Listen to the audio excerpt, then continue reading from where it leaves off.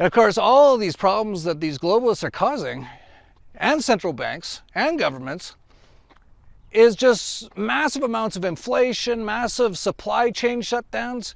And of course, what are a lot of these people blaming it on? Capitalism, of course. Lockdowns, climate crisis, refugees. Why is everything so expensive? We'll increase the taxes for small business owners. I'll have to increase my prices so I don't have to fire anyone. Why is everything so expensive? Capitalism is to blame. Oh, can't make it up. And like I was saying, this British pound thing is way bigger than most people realize. Like, it totally crashed on the end day of the Shemitah. But in order to even make it so the entire financial system in the UK didn't completely collapse on that day, they had to do a massive intervention by the central bank and had to do large emergency rate hikes to avoid total disaster. There was even the Bank of England central banker was going to have a press conference on October, I keep forgetting what month it is, September 29th, to talk about how they're going to reduce the size of their balance sheet. Well, on September 26th, the British pound crashed and they canceled the meeting. Every pension fund in England almost collapsed on that day, and they're only being propped up by, drum roll please, massive amounts of money printing, which will, anyone want to take a guess? Does anyone here know anything about economics or how money works? When they print up 70 billion pounds in 1 second and flood it into the banking system, what do you think might happen? More inflation coming. Yes, of course it will be. And no one will know why. And this is going to happen everywhere. The euro is now below the dollar in parity. That hasn't happened in decades. Like, this is a time of everything's collapsing. And of the fiat currencies, the last one I've always said to collapse will be the US dollar. So you're seeing the US dollar outperforming almost every currency. Although there's actually 4 currencies it hasn't outperformed in the last year. That's the Russian ruble, which is hilarious, the Brazilian real, the Mexican peso, hey, felicidades Mexico, Mexico. Yeah, the peso actually outperformed the dollar. That's how bad the dollar is.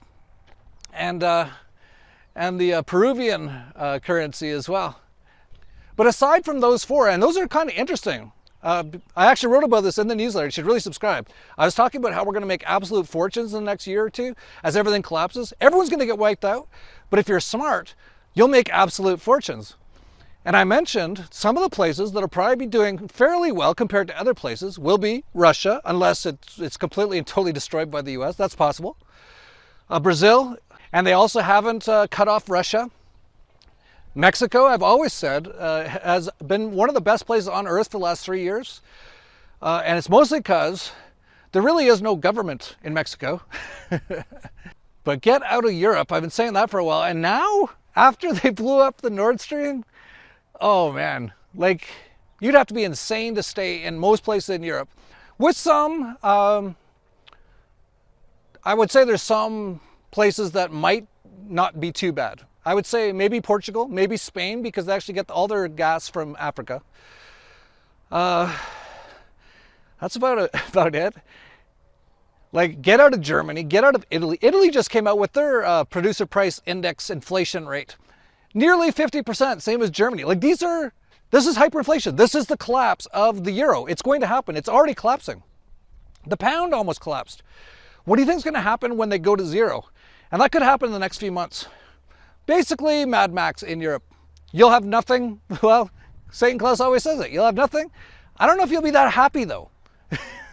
Like, you'll just have nothing. You'll be freezing to death and you won't have any food. Now, of course, if you live like on a farm in Spain or something, you might be okay. But you do not want to be living in like London or Frankfurt or Munich or Rome or any major city in most of those places pretty much from here on in, unless like forever. Like, that's it. They're over. Like, really. They're bringing in all the immigrants, like hardcore now. It's already like most of the places have been turned into, on purpose, by the globalists, George Soros, Bill Gates, Satan Klaus. They're destroying Europe on purpose. They just blew up their, like, it's under a massive attack. I will show you true power. And I really don't see any way that they salvage it. I'll even get into why, even in a place like Italy, why that new prime minister probably isn't going to change anything. And they can't. It's all going to collapse at this point. Hey girl, are you the British economy? Because I've got a plan to give you a weak pound. Yeah, it's basically the battle of the central banksters now. Got the British pound versus the USD Federal Reserve this week. They're both going at it with their money printing machines. Yeah, here's the world right now, the Titanic.